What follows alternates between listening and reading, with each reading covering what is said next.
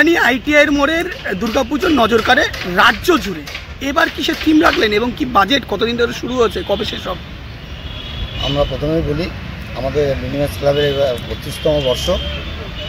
আমরা এবছরের যে থিমটা আমরা পরিকল্পনা করেছি, মানে সেটা হচ্ছে থাইল্যান্ডের ব্যাংকক শহরের অরুণ মন্দির।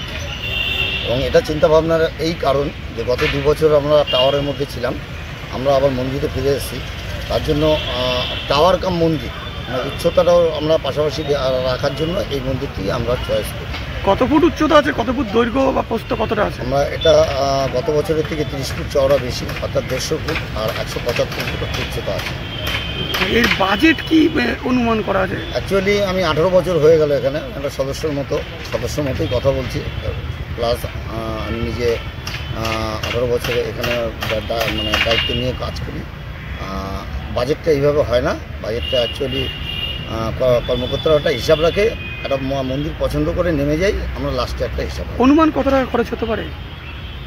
আনুমানিক 40-45 লক্ষ টাকা। আর সেক্ষেত্রে কবে থেকে শুরু হয়েছে? এটা বুদ্ধ পূর্ণিমা, অর্থাৎ 4 মাস হতে চললো। বুদ্ধ পূর্ণিমার দিন খুঁটি পুজো হয়েছিল। বুদ্ধ পূর্ণিমা আমাদের খুঁটি পুজো হয়েছিল, সেই থেকেই শুরু।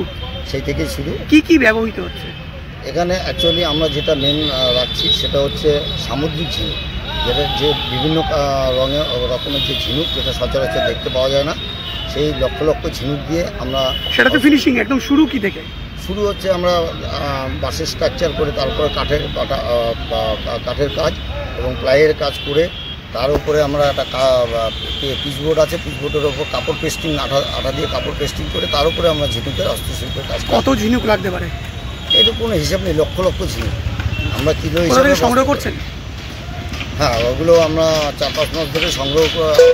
এবার এই মণ্ডপের চমকের সঙ্গে আর কি চমক রয়েছে প্রতিমায় বা কিছু? এছাড়া আমাদের প্রতিমা, যেটা গত বছরও চমক ছিল, সেনকো গোল্ড থেকে 60-65 কিলো সোনা দিয়ে মায়ের অলংকার, সাজসজ্জা সব সাজিয়েছিল। এবছরও সেই চমক থাকছে।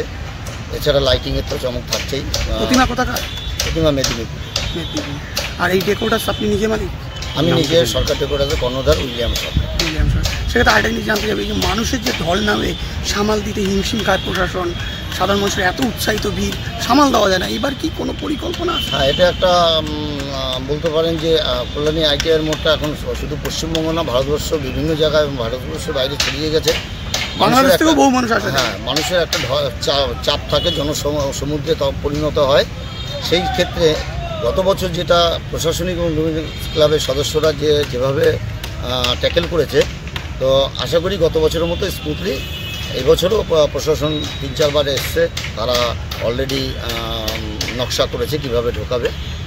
আশা রাখছি দর্শনার্থীরা দর্শন করতে হবে ভালোভাবে। গত বছর কীরকম দর্শনার্থী এসেছিল আনুমানিক?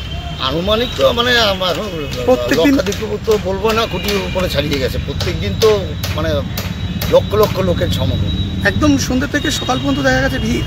ও দিনের বেলা আসলেও লাইন দিতে হচ্ছে, সকালবেলা আসলেও লাইন দিতে, ভোরবেলাও লাইন, মানে 24 ঘন্টা লাইন। কতদিন আগে খুলে দিতে হয় মণ্ডপ? অ্যাকচুয়ালি উদ্বোধনটা মাননীয় মুখ্যমন্ত্রী ভার্চুয়াল উদ্বোধন করেন।